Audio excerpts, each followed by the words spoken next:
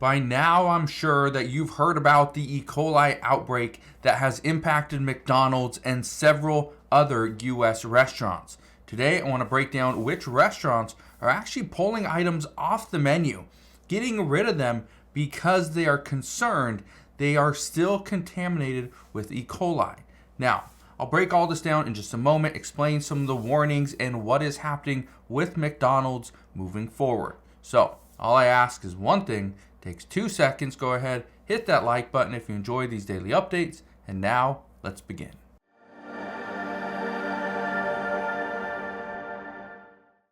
So over the past couple of days, many people have been asking for an update as to what is going on regarding the McDonald's E. coli outbreak. Well, here's what we know. The McDonald's E. coli outbreak is just leading to more businesses like Burger King, KFC, and Pizza Hut. They're removing onions from some of their locations. But why? Have onions been identified as the culprit? The answer is yes. According to reports, investigators are now saying it is the onions that are causing this E. coli outbreak. But is it all onions? The answer is no. McDonald's actually uses 2 different types of onions. They use slivered onions, which that, according to the report, is the culprit. And then the other onions are things that they put into some of their, like the Big Macs and some of their sauces and things like that. So those onions, according to reports, are fine. However, the slivered onions are the problem. Now, I want to read a little bit of this article to you. It says, Yum is yanking the topping from KFC, Pizza Hut, and Taco Bell locations out of an abundance of caution. This is Yum Brands. It says Yum said Thursday in a statement to CBS News, Yum did not specify the locations impacted. We will continue following supplier and regulatory guidance to ensure the ongoing safety and quality of our food. It says Burger King. Burger King said it has asked the 5% of its locations that received onions from Taylor Farms, Colorado facility to dispose of them 2 days ago. Says we are in the process of restocking them from our other facilities. Says the fast food chain has not heard from health authorities and has not received any indications of illnesses, according to the Burger King spokesperson. Now, here's what I want to show you. Okay, I want to show you the numbers here. Right here it says, the developments came 2 days after the federal health official said an E. coli outbreak likely tied to onions used on McDonald's Quarter Pounders had sickened at least 49 people in 10 different states, killing 1 person. It says McDonald's removed the product from about a fifth of its 13,000 U.S. locations. Okay. Here's the list, okay? I want to show you this list of some of these states. It says McDonald's locations in Colorado, Kansas, Utah, Wyoming, parts of Idaho, Iowa, Missouri, Montana, Nebraska, Nevada, New Mexico, and Oklahoma have temporarily stopped selling Quarter Pounders. Now, many people were asking, well, if we know and we've identified it's the onions, why are we so concerned about selling Quarter Pounders? For me personally, if I were to order a Quarter Pounder, I wouldn't get it with onions. I don't want onions on it. That's just me personally. But some people do. Well, the reason why they pulled the entire product from the menu and it just says coming soon or sold out, if you look at their menus, the reason why they're doing this is because initially they had no clue whether it was the burgers, the patties itself, or was it actually the onions. Now, they've identified it's the onions.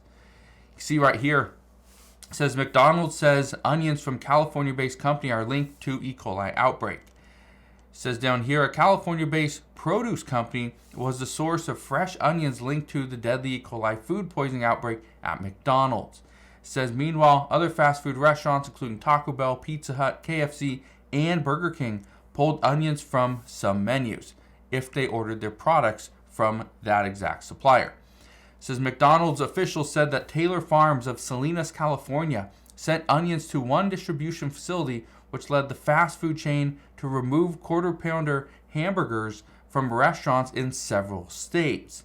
However, McDonald's didn't say which facility it was. Okay.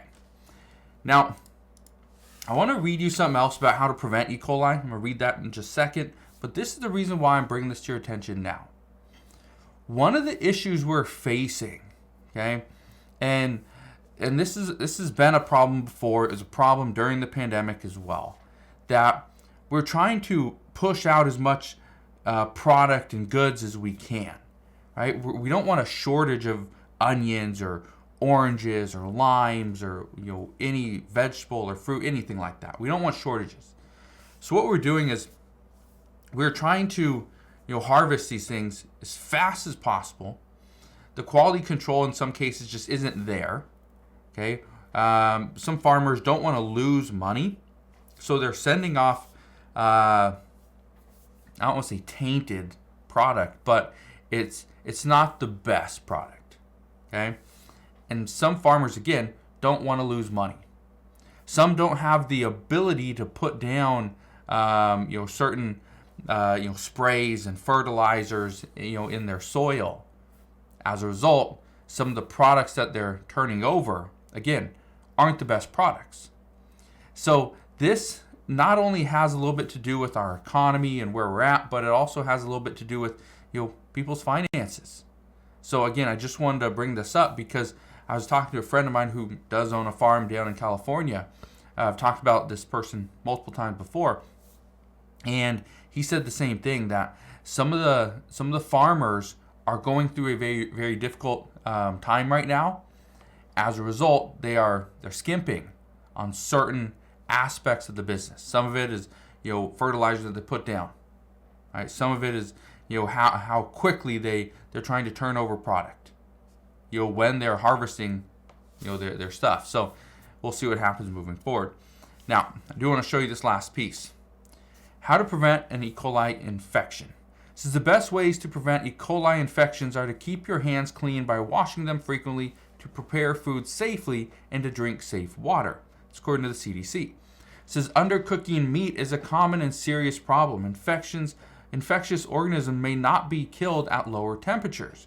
It says thoroughly cooking meat to an internal temperature of 160 degrees Fahrenheit throughout kills E. coli. It says another way to prevent illnesses is to thoroughly wash vegetables and fruits before eating them. Even if you're going to peel them, you should wash them first under running water. It's not necessary or advisable to use soap, dishwashing liquid, or disinfectants or other solutions. Now, that's the reason why. If fruits and vegetables have E. coli on them, okay, or they have some type of infection on them on the outside of their skin, here's the problem. And this is why they say you need to wash them first, even if you plan on peeling them. Let's say you plan on peeling an orange, okay? Let's say this orange has, oil all over it. I know it wouldn't, but just an example. Let's say it has oil all over it. You go and peel that orange, right? You go peel it. Well, when you go and grab the actual orange, not the peel, the orange, your fingers have oil on them, okay? Same thing if you go and get something that, like an onion, right? It has E. coli on the outside. Guess what? You go and peel the onion, eventually you're going to touch the actual onion. Or if you don't peel it, you don't wash the outside, but yet you take a knife and you cut right through it, guess what that knife did? It pushed the infection, the E. coli infection, down into the onion. That's the problem.